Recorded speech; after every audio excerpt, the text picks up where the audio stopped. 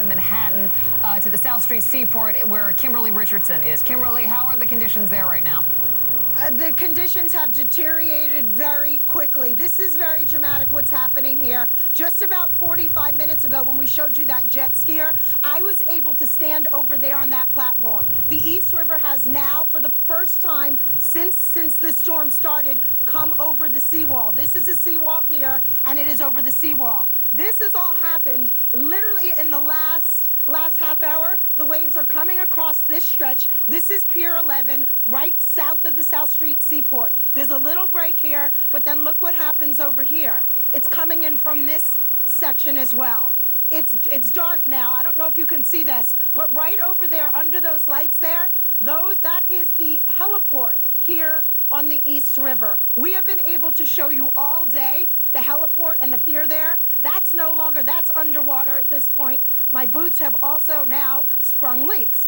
This was all clear all day. The water is also, and this is something we're gonna kind of tell you, we want to show you what's going on here, but again, about safety, we're probably going to wrap it up in a few minutes because look where the water is now. It's coming up near the back of our live truck. One thing one of the officials came out here and told us, these buildings over here, all these buildings along Wall Street, they are, of course, high voltage buildings. So their concern for us and their warning to us is the water that is now coming over on the East River, over the seawall, meeting with this voltage on this side of the road. That's a deadly situation. That's something that you do not want to play with. Again, I want to give you one more quick live what's happening. Ooh. Again, there are those gusts of wind.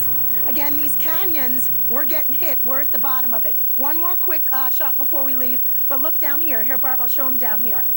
This is the river coming over the seawall. We have not seen that all day.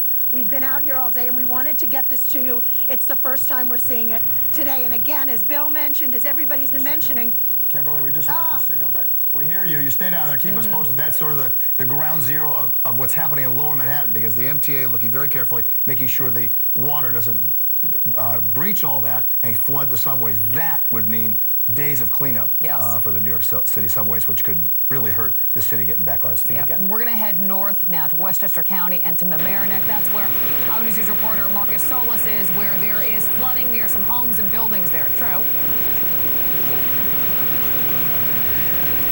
Yeah, Liz, but the concern right now from above, not falling trees, but there's a concern about flying debris. And let's show you right now, we are on the Post Road, and this is the water treatment facility. There is an old lighthouse that sits behind it. Now, that was completely shrouded in a tarp. And you can see that the tarp has been destroyed. It is flapping around. It is exposing some wood there that is on some scaffolding. This is a tower that's about at least 15 stories tall. Now, this netting, this shroud, this tarp was not put up for the storm. It was a long-term project. They're repointing some of the brickwork, and this was done to protect the workers during the winter, to shield them from the harsh cold and wind, but obviously not rated for this kind of winds that are in the storm. We can tell you that the winds obviously have picked up. Behind you, you can see some of the trees. There are small trees here. They have completely snapped and fallen over, and they've been cleared from the roadway now. The road, Boston Post Road, is still open, but there is no power here as the lights have gone out. There are workers from the county, from the Public Works Department. Meantime, inside, they're trying to assess the situation there to see, you know, what can be done at this point. The one good thing is that it is set back a bit and is not on endangering the immediate area of Boston Post Road, but if something becomes airborne, it could be a much different story. So again, a tarp that has been set up here at this old lighthouse by the Sound, by the Long Island Sound here in Mamaroneck. A tarp has been shredded, tattered, and the concern is about flying debris here at this time. Back to you guys. All right, Marcus, thanks so much. We're going to head now to Atlantic City, where Hurricane Sandy is now coming ashore, and that's where Jim Dolan is. And Jim, how are the conditions there right now? We have had, Liz, the most bizarre hour or hour and a half. There was a time just a short while ago when it was so calm, the leaves on the trees were not even moving. Let's move right out of the way here because there are actually some vehicles coming down the street. There's been very little traffic here today. The wind is now picking up, and it has changed directions quite a bit, and it's getting strong again. Nowhere near what it was, say, an hour, hour and a half ago. But you can see back here some of this debris. That big piece of debris just fell off a building just a short while ago. Governor Christie said in his news conference a few minutes ago, if you're in Atlantic City, it is time to just hunker down. It's too late now to leave Atlantic City. If you leave, it will be more dangerous than staying. Much of the city is without electricity now. The street lights are on. The street lights are working. At least here where we are, the street lights are working. But in the homes, most of the homes, the power is out. People are, yeah, the wind is definitely picking up here. Let me just put my back to it. But Governor Christie says if you're in your home, that's the safest place to be now. And most people are heeding that advice. We have seen some people out on the street over the last few minutes, really over the last hour, especially when the wind calmed down. People came out, they walked their dogs, they went over to the beach to see what the beach looked like, and sort of walked around this downtown area. But most people are staying inside. The people who have left, of course, are the smart ones. They are the ones who got out of here while the getting was good. The storm is going to come ashore. We are right close to the water where we are, of course. And when that big storm starts to come ashore, it is going to bring a lot of water with it. A lot of these low-lying streets will flood, and there will be damage to homes as well. Liz and Bill? All right, Jim, really quickly, we heard about an hour ago, a little less than an hour ago, Governor Christie blasting the mayor of Atlantic City, if you can hear me, for keeping people who are leaving their homes in city shelters, and now they're without power. Have you seen anybody there from the shelters? We did talk to somebody earlier today when we first got here who was going to a shelter. And I was not able to hear most of that news conference, so you'll forgive me. I didn't hear the exact nature of the governor's comments on that. But yeah, we did talk to somebody who was going to a shelter. Most people we have talked to didn't even consider the shelters, though. They wanted to stay with their homes. There is a great deal of concern here about looting. You know, last night we were in Far Rockaway, and people there told us that they were not worried about looting. But here, a lot of people have said they're not leaving their homes because they don't know what's going to be there when they get back. So that is a big concern here. Yeah, the governor even saying that at this point now it's too dangerous for first responders to even go out to help those people who decided to stay behind, that they will have to wait out the storm until the conditions there get a lot better. All right, Jim Dolan reporting from Atlantic City. Thanks, Jim. We want to head way north now up to Connecticut in Fairfield, where our Joe Torres is, and they're waiting it out there because what Jim's getting, they're going to get some of that up in Fairfield. Joe? Hey, Bill and Liz, we are now in Fairfield, Connecticut, and unlike those other pictures that you've seen from NJ and Jeff Pegues and Jim Dolan, we want to show you what you don't see here in Fairfield. This is Main Street. It's been like this for several hours, and you can pick your Connecticut Sound Shore community, and we've been to a half dozen. They all look like this. There's not a soul around. What you will see occasionally are some of the sandbags here for the businesses. Don't know if they're going to need them here just yet. We've had a lot of wind, not much rain here. This business closed up and put up the sign that said closed through Tuesday, October 30th, and then you'll see the tape on that little boutique over there.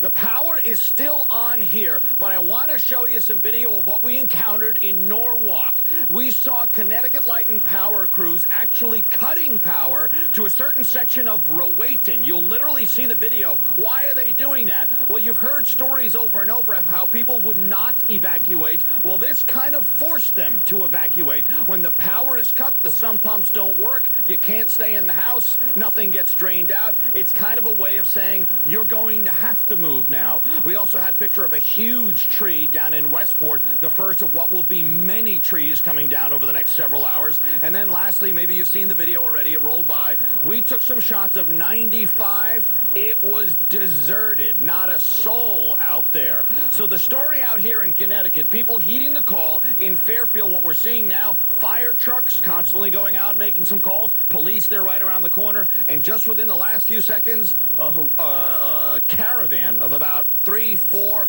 5 utility crews. Their work just starting to get underway. Live along the Sound Shore in Fairfield, Connecticut, Liz and Bill, I'm Joe Torres, Channel 7 Eyewitness News. Starting to get underway indeed, Joe. 75,000 customers without power there, 75,000 in Connecticut. Joe Torres in Fairfield. for us tonight. Thank you. We want to head back over to Lee. And Lee, you were saying that this storm is now finally coming ashore just right around Atlantic City. It's showing its hand now, because for a while there, it was definitely a little interesting at how it was coming to shore. It was sort of changing its shape a little bit. The center was a little hard to discern, but now I'm sort of really understanding why we're seeing these conditions deteriorate so rapidly around the 5 boroughs of Hudson Valley and Connecticut. There's the George Washington Bridge, a almost empty George Washington Bridge. There are 1 or 2 brave souls that are trying to come across that. Not a great idea. The storm, Sandy, is right on top of us, coming ashore right now. Now, technically, the center is between Atlantic City and Cape May, and that would be sort of the outer rim of the center of circulation where you would have some of the strongest gusts and very heavy rainfall. That's been sitting over Cape May for quite a while, so this is a damaging area right there. Atlantic City, where Jim Dolan is, has been very changeable. There's actually some breaks in the clouds east, but I want to show you what's happened. Although there may be the actual center here, there's been sort of this larger secondary center that's formed, and almost a secondary type eye wall, which is formed to the north, and the 5 boroughs of New York City are in it, and Nassau County. And I mean, that's why we're seeing such nasty conditions where N.J. Burkett is, and then when you talk about where Joe Torres is, I mean, right in the sweet spot of some of these heavier rainfalls, and these rain showers are bringing down some very powerful winds that are just above the surface. So we're seeing our peak winds now as this storm comes ashore, and because it's changing its profile a little bit, that will give it some resiliency. It'll allow some of these very strong winds to hold on for a little while. And if you notice some of these yellows here, for instance, it's not far from Mount Kisco working toward Croton. Any of these really strong showers will pull down some of the strongest winds. So unfortunately, I think they're going to have more trees knocked down here over the next couple of hours across the Hudson Valley and Connecticut, and especially this band here west of Waterbury going into parts, let's say, Fishkill and into Dutchess County. So there'll be some very gusty winds here moving from Dutchess into Ulster and eventually maybe into northern Sullivan County. There's some heavy downpours near Newcastle here just south of Somers and moving toward Cortland over here, and there's the heavy rain from New Milford going toward Dover. Very heavy winds, strong winds associated with that. So the storm will continue to pivot inland. Technically, it has winds of 90 miles an hour. We'll have to wait for the new update. Hopefully they come out with an update in the intermediate one at 7 o'clock where we can get the actual landfall statement. Its pressure is the lowest of any storm that has come north of Cape Hatteras. All right, so number 1 landfall, the wind to the north, and now the upcoming surge that we approach at 8 o'clock. So the water is now rising at a very fast rate and will peak at high tide times, and that'll be right around 8 o'clock. Now on the Sound, that'll take closer to midnight, so there's a lag there, but it'll still be as bad, maybe a 12-foot surge, somewhere in the order of double what we saw this morning. 20 and 25-foot waves are pounding on the beaches and robbing us of all the sand, and the life-threatening coastal flooding and severe erosion is occurring right now.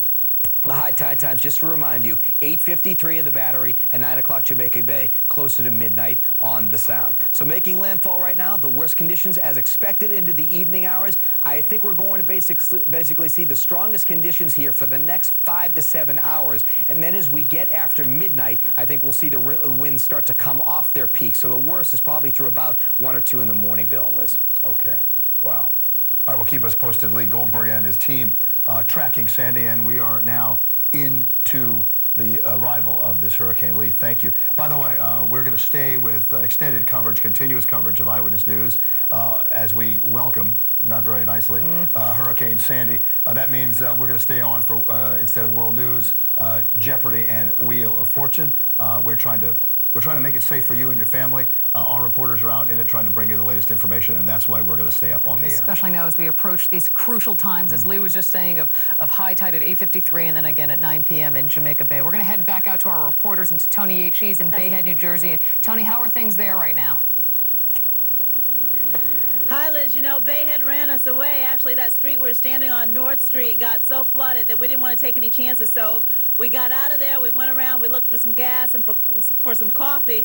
Nothing is open, and that's a good thing because hopefully that'll keep people off the roads. Now, we're back in Point Pleasant, not Point Pleasant Beach, but Point Pleasant, and just a few minutes ago, we lost power in this area. We're out at the hotel that we're staying at, and they just totally lost power, and we know why, actually, because we're gonna show you. Everything is dark right now, but a couple of minutes ago, there were some firefighters out there, and one of the transformers, I guess one of the small ones on the pole, we saw it spark, and it was gone. Everything lit up, and then it just went dark everywhere. Here's the problem right now, though. You do have police officers, you do have utility crews going around, you do have the firefighters going around checking these areas. Now, we know that the utility crews are not trying to fix these things right now. They're probably just getting in position so that when they're able to start working on these wires sometime tomorrow or the next day, that they are closer to it and they can get started as soon as possible.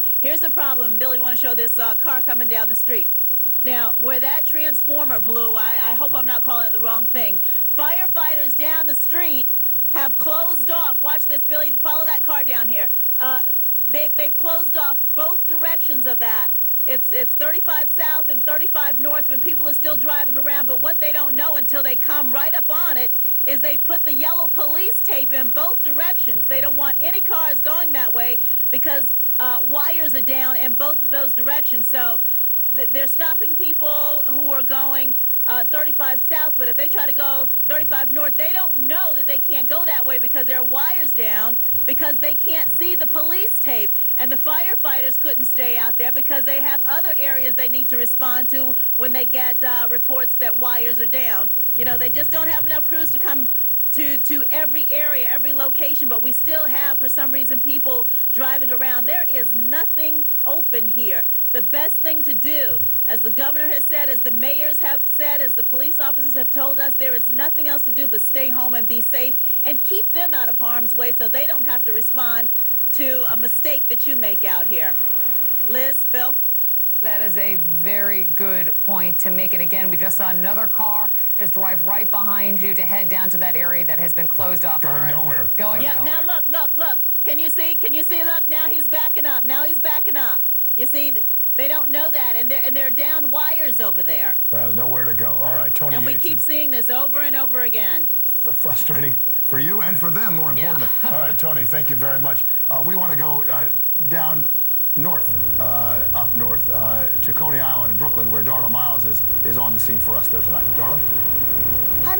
Hello again there, Bill. Hard to talk because I'm eating sand right now. The winds are so violent. You can see the blue and red lights reflecting on my face. That's because the NYPD is right here on the boardwalk with a final drive-through on their bullhorn telling people to get off the boardwalk because Hurricane Sandy is violently moving on to Coney Island. Look at the lower bay right now. Remember, Bill, when I told you I wanted to take a mental picture of those two yellow volleyball poles? I'm going to ask Ardina to zoom into them, and you can see they're partially underwater. A small portion of the water as the lower bay is creeping closer to the boardwalk, and at this rate, I do believe that this whole beach at some point will be underwater. Now, for anyone who knows Coney Island, there's about 100 yards from the boardwalk to the beach, to the very end where the beach meets the water. And as you can see, that water is slowly coming closer. In fact, I've been standing right here at the edge of the boardwalk, and water has actually come as far up as where I'm standing right now. Now, remember also earlier, Bill and Liz, I wanted you to look at the Coney Island Pier, the Steeplechase Pier. I don't know if, Ardina, you could see it because it's so dark right now. But the far end of that pier, you can see the waves crashing over it just as I predicted earlier. And I've even seen a few people still going out there, even though the NYPD is ordering people to get off the pier. Just a few minutes ago, a few more people went out there to take pictures, but the water is crashing over that. You can probably see it a little bit in the distance where the lights are still on. And it's just really scary out here. As you can see, the wind is beginning to pick up. And one thing that sand reminds me of as it's blowing through here, if anyone's ever been in a dust storm or seen a dust storm, I've seen them because I grew up in Texas, where it's just pretty much like whiteout conditions because the dust is just swirling in the air. That's what it looks like out here as the beach and the sand begins to blow away. Now, I don't know if Ardina can pan a little bit to the left. Now, the sand barriers that were put in place by the Parks Department, they are still there. Even though the water is coming up closer, those are still there. Now, the good thing is I want to show you also, if you can, Ardina, is it safe to pan over here to the left to show them how the boardwalk is finally clearing out? That was a big concern. There were so many people who saw our broadcast and they wanted to come out here. Still a few people out here, even as the NYPD is ordering people off the boardwalk. You hear? There's the bull. They're trying to keep residents safe. This is evacuation zone A. Remember, a lot of people were supposed to get out of here. Also, we've been cruising Coney Island a little bit along Neptune Avenue. It appears that some storm drains have backed up, and so there are a few cars partially underwater. Not necessarily from the waters moving inward, but it just looks like water has been collecting on the streets there. But here in Coney Island, we're not really seeing any strong rains at this point. It's just been this little annoying mist that's been smacking me in the face sideways all day long. And as those gusts of wind pick up, we see the trash cans blowing over. We see the flag poles, one flag pole far out in the distance. It is completely bent over because it's just been battered by the wind all day long. Now, the NYPD has extra staffing here in Coney Island just to make sure everyone stays safe. The Hurricane Sandy seems to be a big attraction for people in the neighborhood. A lot of people are still hunkering down, but they have extra staffing out here, according to New York City Councilman Dominic Recchia. That is to keep people off the boardwalk. Again, finally, Coney Island is clear, but I want to show you again just what it looks like as Hurricane Sandy, the outer bands of it, moves into the tri-state area. So that's the latest for right now. We may have to change positions as the water comes closer to the boardwalk, but back to you right now, Bill and Liz. All right, thanks, Darla.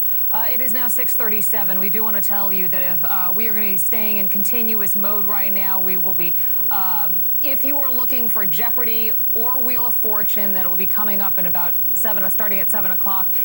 We will be on the air. You can check your digital channels. That is where